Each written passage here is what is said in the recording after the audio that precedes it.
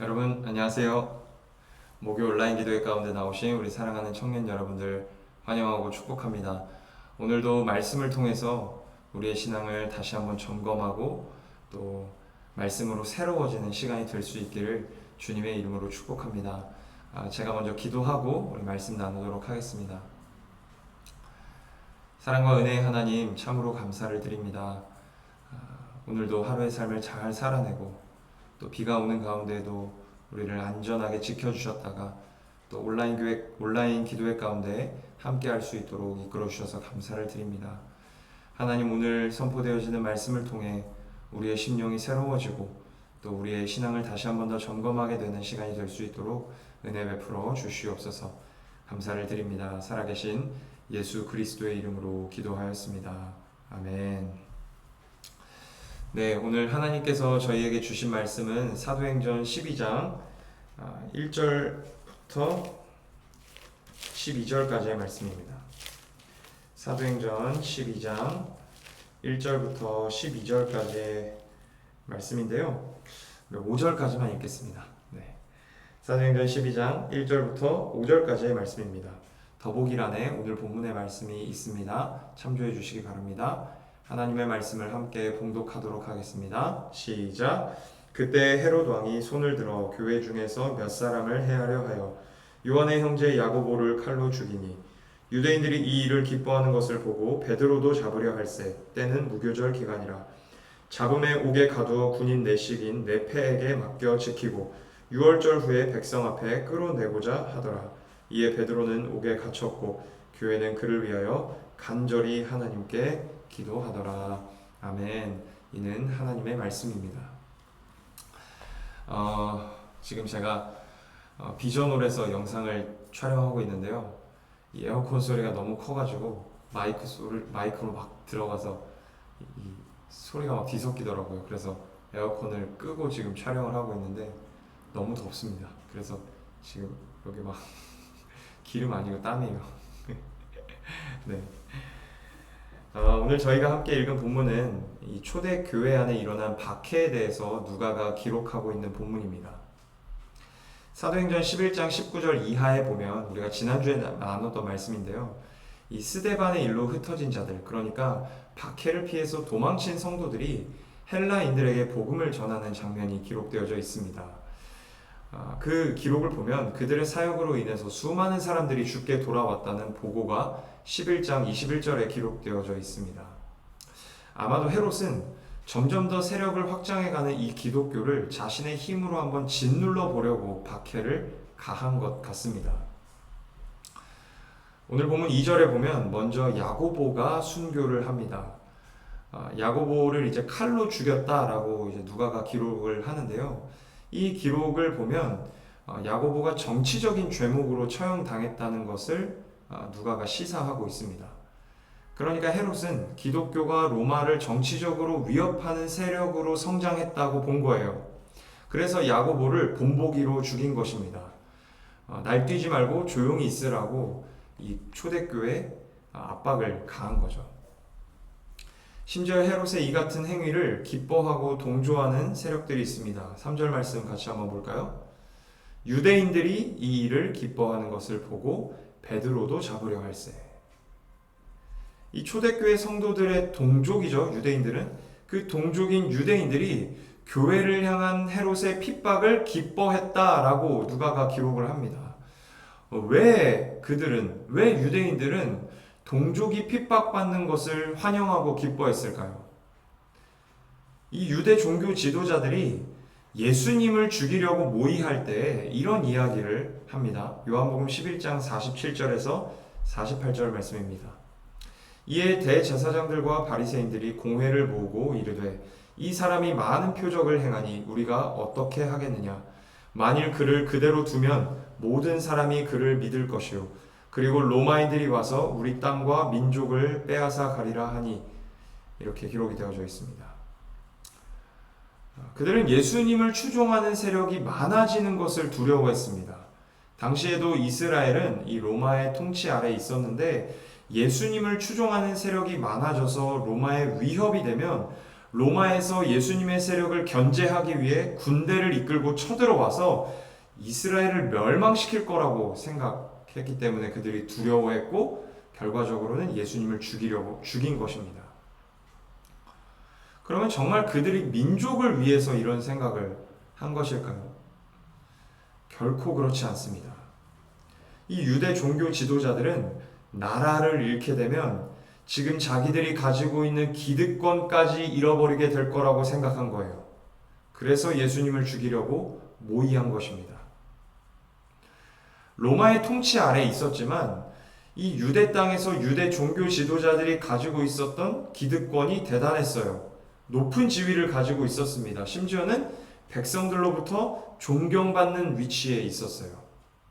그에 따른 이권도 분명히 있었겠죠. 그것을 잃고 싶지 않아서 예수님을 죽이기로 모의하고 예수님을 실제로 죽인 것입니다. 오늘 본문에서 헤롯이 야고보를 죽인 일에 대해서 유대인들이 기뻐한 일도 동일한 이유 때문입니다. 예수가 죽었음에도 불구하고 계속해서 세력을 확장해 나가는 그 기독교가 못마땅하게 여겨졌던 거예요.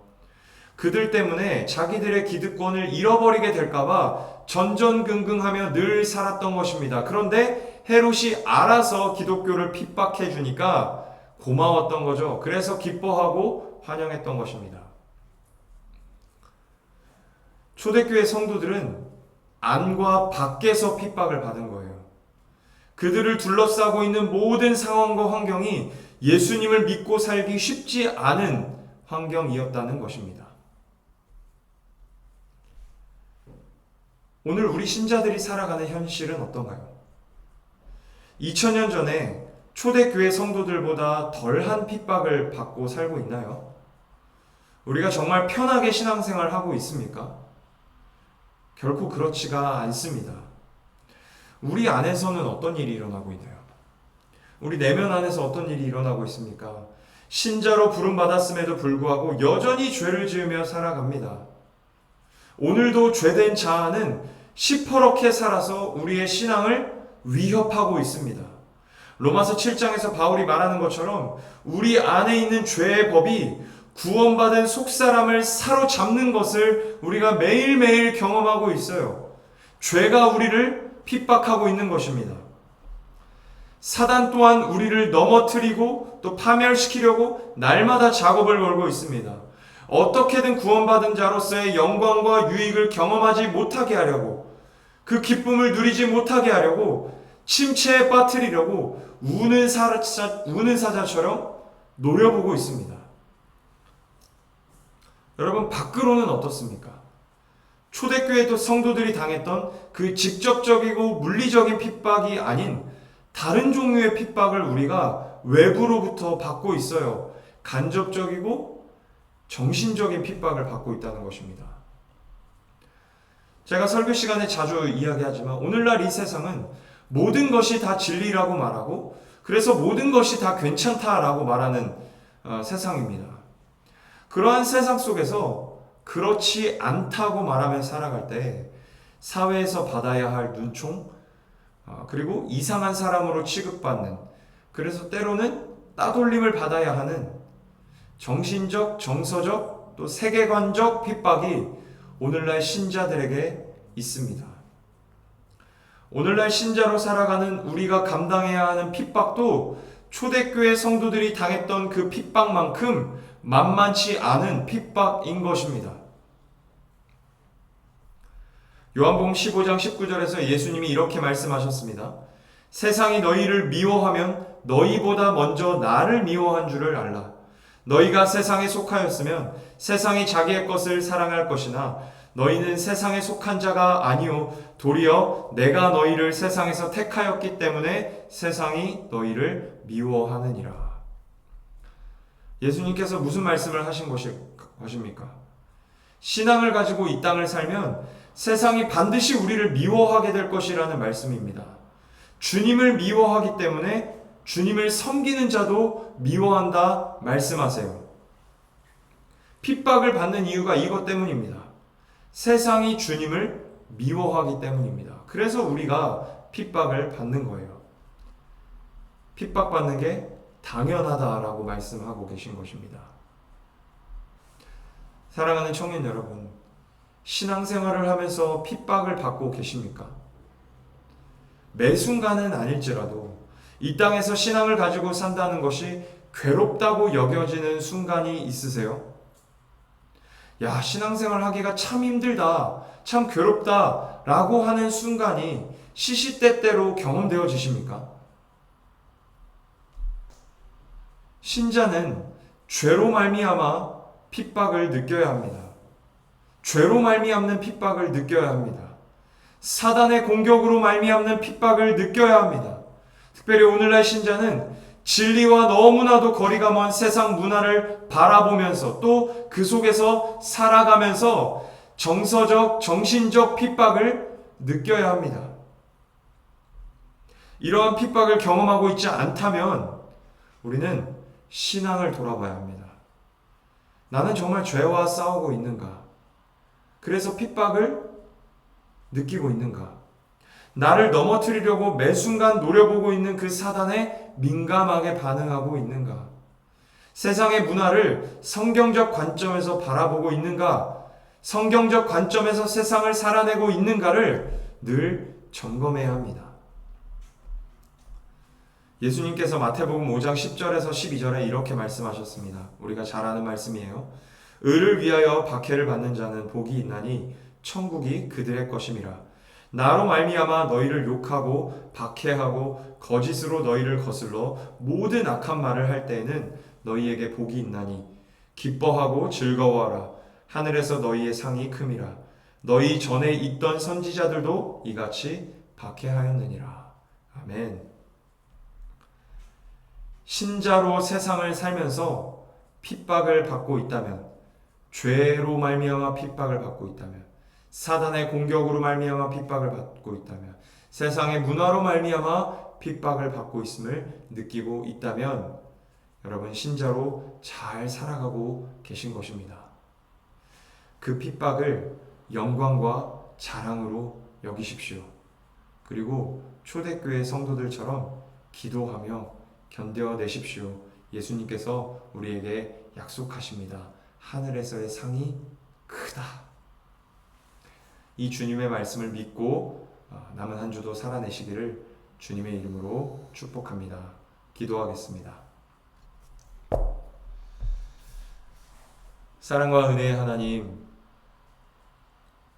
우리를 둘러싼 여러 가지 것들이 주님을 믿고 살기 쉽지 않게 만들고 있습니다. 죄가 그렇게 일하고 있으며, 사단이 그렇게 일하고 있으며, 세상의 문화가 그렇게 일을 하고 있습니다. 하나님, 그러한 상황 속에서 우리가 신앙을 잘 지킬 수 있도록 날마다 믿음을 더하여 주시옵소서.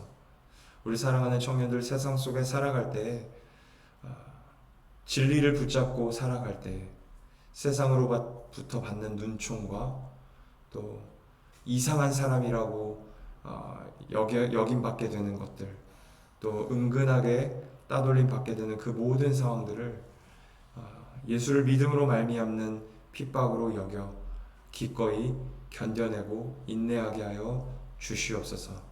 남은 한 주 살아갈 때에 우리가 핍박받는 성도로서의 그 자랑과 영광을 품고 살게 하여 주시옵소서. 감사를 드립니다. 살아계신 예수 그리스도의 이름으로 기도하였습니다. 아멘.